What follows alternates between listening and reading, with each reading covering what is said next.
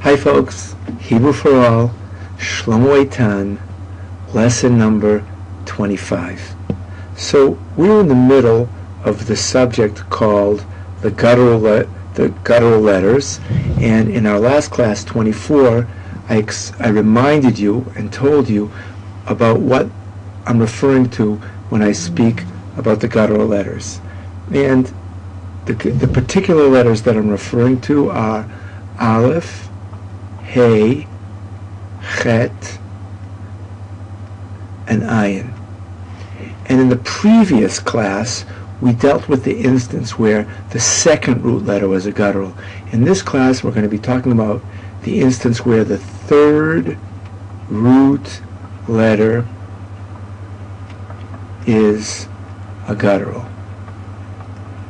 And I'm going to pick as an example our first verb, the verb lishloach. Probably a word many of you are familiar with at this point in your study of Hebrew. So in the macro picture, what I'd like you to appreciate is that lishloach is fundamentally like lishmor. The minute I see a verb that's fundamentally lishmor, I should assume correctly that I can tell you the four forms of the present tense of it. Just like shomer, shomeret, shomrim, shomrot. So fundamentally over here I'm going to say sholeach. Now I agree that sholeach is a little bit different than shomer, but the reason is because of that straight line, that vowel underneath the chet at the end of the word. The feminine singular of shomer becomes shomeret. For this verb it becomes sholachat. Now that's different. That's significantly different. And then the two plurals are sholchim and sholchot, which really mirror very accurately shomrim and shomrot, sholchim and sholchot. Okay? So there's the paradigm right there. And if I wanted to emphasize, I would say that if you look at this word, sholachat, that's the case in the instance of the third root letter guttural where the most profound difference is obvious. Sholeach, sholachat, sholchim, sholchot. And once again, in this particular case, we hear the idea that we are giving the guttural letter, the chet, an ah sound. Open your mouth and say ah. It's a guttural letter.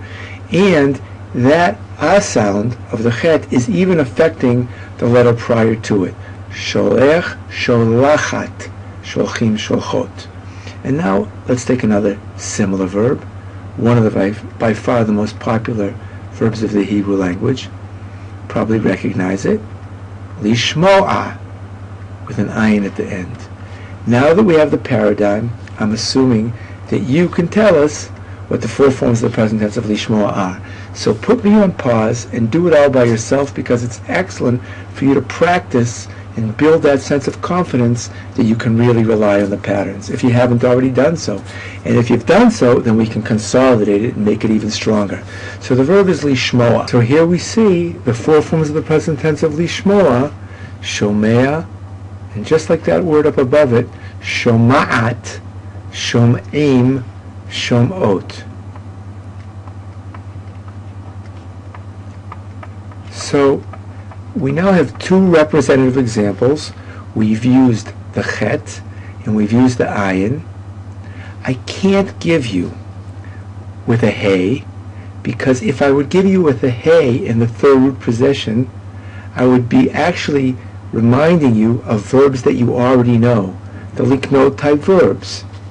But what I can give you is the other very important exception, which I've given a very special title to.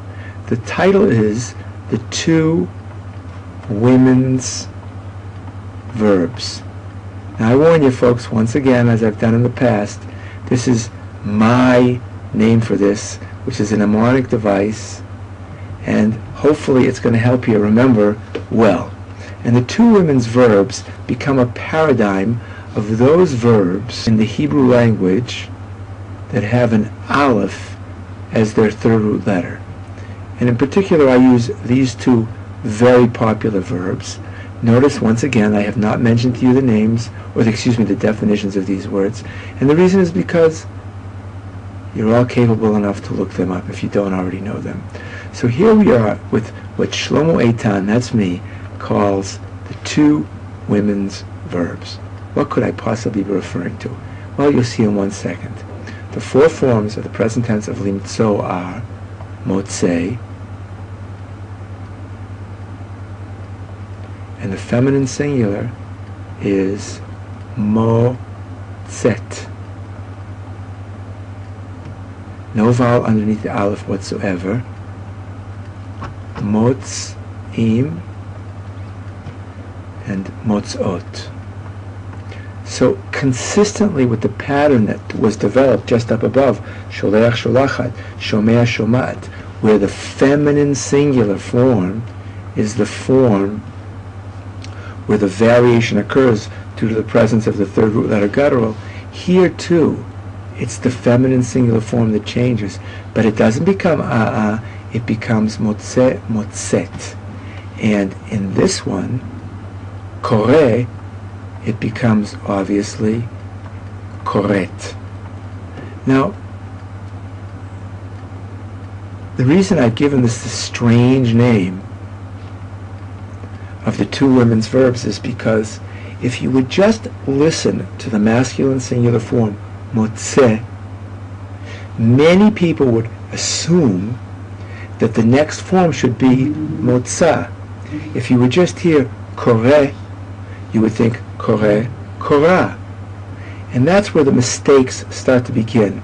And that's why I called it the two women's verbs, because it's that feminine singular form where a person, a woman, is going to be, because she uses that verb presumably more than a man, the one who's more likely to make an error with that form and say, for example, ani motza, gone, that's not Hebrew. Kore, kora, that's not Hebrew.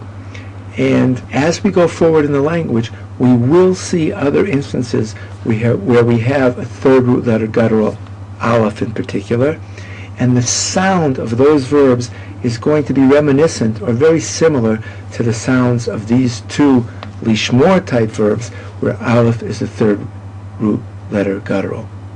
I didn't mention anything about the past tense here.